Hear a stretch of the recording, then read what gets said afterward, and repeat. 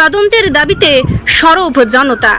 রাজনগরের ব্লকের ভিডিও অফিসের পেছনে জনসাধারণের জন্য নতুন টয়লেট নির্মাণের কাজ চলছে, কিন্তু কাজের গুণমান ও স্বচ্ছতা নিয়ে ইতিমধ্যেই উঠেছে গুরুতর অভিযোগ। স্থানীয় সূত্রে জানা গেছে, নতুন টয়লেট নির্মাণের জন্য যে সেফটি ট্যাঙ্ক তৈরি করার কথা ছিল ওয়ার্ক অর্ডারে, তা না করে ব্যবহার করা হচ্ছে পুরনো একটি ট্যাঙ্ক। অভিযোগ, নতুন সেফটি ট্যাঙ্ক নির্মাণের জন্য বরাদ্দ টাকা আত্মসাৎ করা হয়েছে।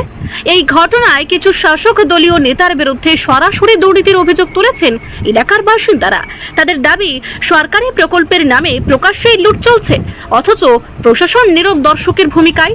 এই প্রকল্পের সঙ্গে যুক্ত বিজেপি নেতা চন্দন দেবনাথের নামও সামনে আসছে।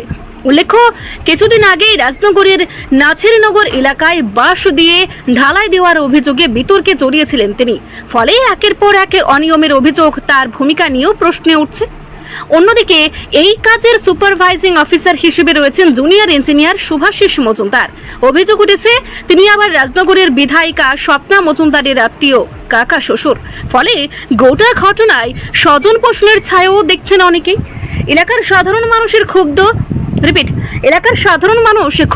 তাদের দাবি, অবিলম্বে নিরপেক্ষ ও সুষ্ঠু তদন্ত করে দোষীদের বিরুদ্ধে কঠোর ব্যবস্থা নিতে হবে, নইলে আগামী দিনে আরো বড় আন্দোলনের হুঁশিয়ারি দিয়েছেন তারা। প্রশ্ন উঠছে, সরকারি প্রকল্পকে শুধুই দুর্নীতির আখড়া হয়ে উঠেছে? জনসাধারণের টাকায় কেন এই অবহেলা? এখন দেখার প্রশাসন এই অভিযোগের বিরুদ্ধে কি পদক্ষেপ নেয়। রিপোর্ট, সংবাদ প্রতীক্ষা।